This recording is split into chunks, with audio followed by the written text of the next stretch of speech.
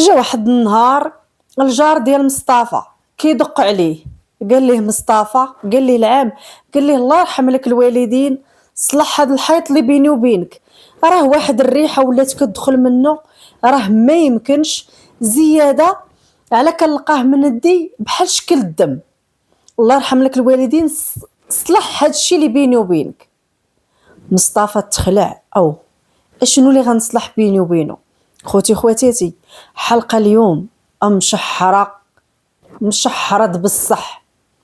السلام عليكم ورحمه الله تعالى وبركاته. كنقدم تحيه كبيره جاليه المغاربه في كل مكان، خوتنا المغاربه من طنجه القويره وخوتنا العرب والمسلمين في كل مكان. غنقولوا بسم الله توكلنا على الله، لا حول ولا قوه الا بالله العلي العظيم.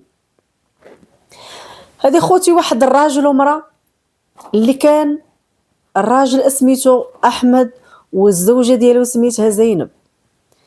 محمد او احمد وزينب كانوا عندهم 6 ديال الولاد، غير تبارك الله غير العزاره. يسر الله على واحد في ولادهم مشى برا المغرب، فنقدروا نقولوا دخوتو كاملين. هاد محمد او احمد وزينب نقدروا نقولوا حتى ولدهم الكبير كان في عمره 28 سنه. عاد الله سبحانه وتعالى رزقهم بمصطفى، مصطفى اللي عاش الفشوش ما بين الخوت اللي برا، ما بين الهدايا، ما بين الاب اللي هنايا، ما بين الام، ما بين اللي جات ديالو، وزيد. يعني الولد عايش الخنات ديال بصح. مشى يوم وجا يوم، الولد كل نهار راكم عارفين، عام تيجر عام وشهر كيجر شهر ونهار كيجر نهار. فعلا الولد كبر تبارك الله، ولا راجل، وصل ديك تقريبا 29 سنه. قالت لي وليدي انا بغيتك تزوج ونشوف وليداتك. ومو ديك الساعه كانت كبرات مسكينه. قال لي انا ما باغيش نتزوج. قالت لي لا وليدي غادي تشوف كيفاش نزوجوك. اشنو رايك ولدي في بنت عمك المعطي؟ عمك ما فحالوش وما عندوش، فاش غنشوفوا شي وحده غريبه؟ والله ما في بنت عمك. البنت الاسم ديالها مريم. قال لي ماشي مشكل، هو مولف كيسافر عند خو سويسرا، يسافر لفرنسا، يسافر لبلجيكا، يسافر كل مره فين هو كاين. نقدروا نقولوا الدري زاير العالم مع خوتو، فين ما والاه كيمشي، عنده الفلوس في البنكه كيمشي، يخرج فيزا لامريكا، يمشي لسويسرا، فين ما عجبو كيمشي، الفلوس موجوده. والدري عايش الحياه بطولها وبعرضها، ما مسوق ولا المراه لا حتى حاجه. المهم جوجوه بنت عمو مريم، داروا عرس اللي كان تبارك الله زوين، وجو خوتو وعيالات خوتو والعائله وكل شيء فرحوا. زياده على البنت بنت عمهم كلهم هداوها وجابوا ليها هدايا زوينه وبالذهب وبكل شيء. جات العروسه لدارهم لعند عريسها ليله الدخله قال لها هاد الليله خصها توثق، هاد الليله انا باغا نصورها. قلت لي واش انت بعقلك؟ قال لي انا بعقلي وعارف راسي اشنو اللي باغي ندير وعلاش انا باغي ندير هاد الشيء. شفت عيات قلت ما ربنا ماشي مشكل، الراجل مع مرته عادي. هاد الشيء ولا كيتكرر دائما، وكيطلب منها شي حوايج اللي ما كيطلبهمش الراجل من مراته. مشيت عند امها قلت لها ماما، قلت لها العام، قلت لها شوفي انا راني عرفت راسي، مشيت في دلو مقطع. قلت لها كيفاش؟ قلت لها راه ها كيطلب مني وها كيطلب مني وها كيطلب مني راجلي. قلت لها شوفي ما تجيش عندي وتقولي لي باغا نطلق، راه ما غاديش نقبلها منك. واش عباد الله هوته بحال هذا الناس تضيعوا. قلت لها من هوته؟ قالت لي غادي تنوضي تهزي تلبسي جلابتك وغتنوضي ترجعي لدارك. دوزت معاه شهرين كل ليله بليلتها. قلت لي امها ما تذكريش ليا على فمك طلاق. ما تذكريش على فمك. الا الا قررتي تطلقي سيري لشي بلاد، سيري لشي بلاصه من غيرنا حنايا. البنت مسكينه شافت التعيات رجعت لدار راجلها. دازت واحد الفتره نقدروا نقولوا دازت عام بالتمام والكمال. غادي البنت يولي راجلها يخرج مع الاصدقاء ديالو، مثلا نقولوا في الصيف كيمشيو لمارتيل، يمشيو لاكادير وكيمشيو لمارينا، سافروا المدن. كل مره كيقول لها يلاه نمشيو لبلاصه، كل مره ولا كيتلاقى مع الاصدقاء ديالو اللي كان دايزه كيسافر في رحلات معاهم الميريكان، لسويسرا، لفرنسا، لبلجيكا، لهولندا، لعند الاخوان ديالو، ولا كيتلاقى معاهم. وطبعا حتى هما عندهم يا اما الزوجات ديالهم يا اما الصديقات ديالهم. ولا بلاها في خلال داك العام ولات مريم كتعاطى لجميع الانواع ديال المخدرات. اش ولا كيدير لها؟ تيقول لها لا بغيتي جرعه من السطر ولا كميه ولا الشراب ولا داكشي غتلبي لي الرغبه ديالي اللي بغيت. اشنو ولا كيدير؟ مثلا تلاقى مع واحد صاحبه كيتلاقى هو وياه، هذاك كيمشي مع مريم ومصطفى كيمشي مع مرت هذاك، وكل مره كيديها الوطيل بنفس الطريقه، راه بنت عمو ومن دمه ومن لحمه. كل مره راه مع صاحب، هذاك كيجيب مرته ولا صديقته وهذاك تيدي مرته. مريم ولا عندها هادشي عادي. وشكون السبب؟ كنقولها وكنعاودها، الام ديالها. ملي البنت جات عندك وشكات عليك وقالت لك مي او ماما راجلي راه كيطلب مني وها كيطلب مني، قالت لي حنا ما عندناش بنات اللي كيطلقوا. فالبنت مشات لعند راجلها اللي كيدير فيه هذاك الشيء اللي بغا، سلمت راسها ليه، عرفت راسها راه ما غاديش تطلق وما كاينش اصلا فين غتجي. صافي كملت على داك الشيء اللي هي فيه، ما بقات كتقول لا لمها لا لباها لا لعائلتها اشنو اللي كيطرا عندها.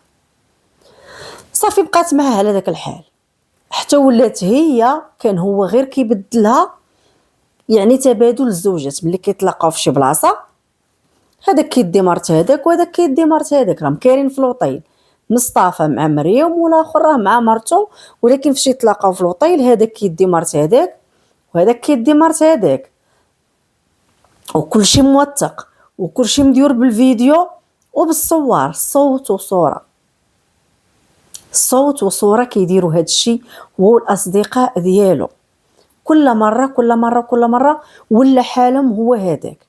ولات هي ما بقاتش غير مع صحاب راجلها اللي كيتبادلوا الزوجات، ولات حتى هي مع وحدين اخرين، ولات اللي لقاتو كيلقاه. يعني هو لا سافر ما كتجلسش هي في الدار، كتجمع باليزه صغيره كدير فيها كل ما كتحتاجو، وكتمشي تخرج الملاهي الليليه كتبات فيهم، تمشي على اللي لقاها كتلقاه. وشكون اللي لاحال هاد الزوبيه؟ راجلها. ونقدر نقولوا شاركت في هاد الزوبيه حتى امها، الام ديالها. ملي قالت ليها بنتها راه هاطره وهاطره، قالت لها حنا ما عندناش البنات يطلقوا. زياده على قالت ليها واش بحال هاد الهوته كيضيعوها الناس. يعني الهوته ولات في زماننا اللي حنا كنعيشوا فيه، هو الراجل ملي كيكونوا عنده الفلوس ما كيقلبوش على الاخلاق ديال الراجل. ملي يجي الراجل ما كيسولوش على الصلاه، واش كيصلي، واش متدين، واش داخل سوق راسو، واش معقول، فاش خدام. اول حاجه كتسمعي وفاش خدام، واش عنده شي طوموبيل، واش عنده شي دار. هذا هو السؤال. علاش كيسولوا؟ ما كيسولوش واش هذا الراجل كيصلي، واش هذا الراجل متقي الله باش يتقى الله في بنتك. هذه اخر حاجه كيسولوا عليها الناس. كيسولوا على واش خدام، واش حال كيربح. راه شحال من واحد تيكون خدام الله يسر وكتبقى عليه حادثه السير وكيولي طارح الفراش.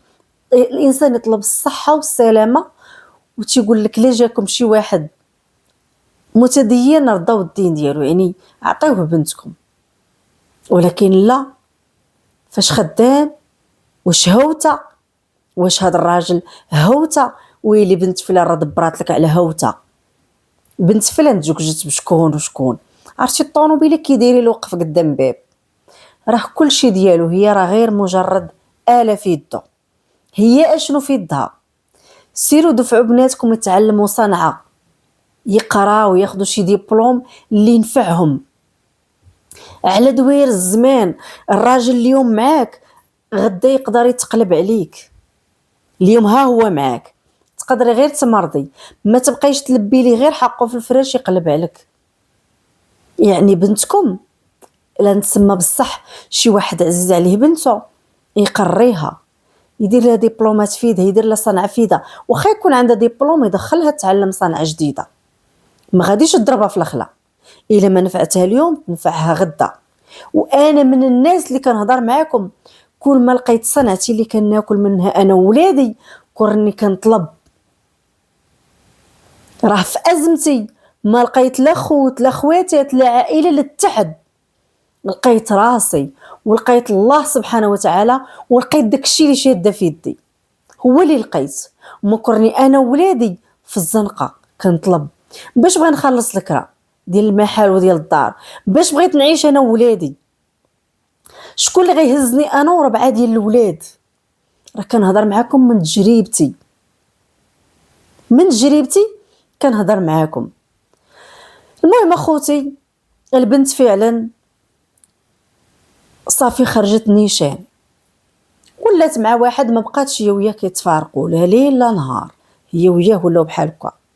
ملي مشى عند الراجل خاف يتفضح، مشى قال لي غادي ترجعي للدار. قالت ليه لا، غادي ينوض وغادي يشدها وغادي يعرض عليها هي والعشيق ديالها اللي ما كانش من الاصدقاء ديالو، وما بقاتش كتخليه يصورها بحال اللي قالوا. السيده بغات تخرج ليه من الكمشه، غادي ينوض غادي يشدها هي والصديق ديالها ويقول لهم يلا غنعرض عليكم لداري. غتمشي هي وياه ويقدم لهم قرعه ديال الشراب اللي غادي تكون فيها ماده ديال النوم، يعني ماده منومه غيخليهم حتى يموتوا، وغيحيد لهم الروس ديالهم واليدين والرجلين. واشنو اللي غادي يدير بدوك اليدين وبالرجلين؟ غادي يشدهم وغيجي لواحد الحمام، وداك الحمام شنو كانوا دايرين فيه بحال شكل البانيو.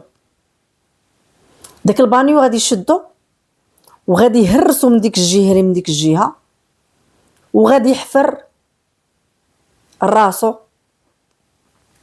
وغيجي داك الجار وغيقول لي اشنو كدير في واحد الوقت اللي عاده غادي من بعد يقول لي صلح لي ما بيني وبينك، غيقول لي تنصلح في الحمام ديالي، وغادي يهرس داك البانيو من جهه داك الجار. وديك الدار اللي هي كانت ديال مصطفى كانت نقدروا نقولوا مبنيه بالحجر، كانت قديمه. المهم هرس هرس هرس حتى وصل لبلاصه فين غيدير شي خيزانه تما. غادي ينوض وغيشد دوك الاجساد، يعني داك الروس ديال مريم والعاشق ديالها واليدين ديالهم والرجلين ديالهم، غادي يلوحهم في القبص حتى يكرموا في القبص، وعاد غادي يديرهم في ديك، يعني غيدخل فيهم داك القبص وعاد غيرميهم في ديك الحفره اللي ما بينه وبين الجار ديالو. وغادي قادها وغيدير واحد الجليج اللي غيكون مصوش في بلاصتو. من هنا هذاك البانيو راه مقاد، ولكن من اللور تيبان بحال المدربز، وغير كفي واحد الفايونس اللي هو طبعا ماشي متساوي، فايونس اللي عوج. نقدروا نقولوا من هنا ما كيبانش العيب، ولكن من جهه الجار اللي هو مصطفى كاين العيب، ولا كيخرج ليه في الحيط، ولا خارج من الدي بالدم وريحه نتينه، ريحه خانزه. يعني الراجل الدار ديالو تقلبات بالريحه.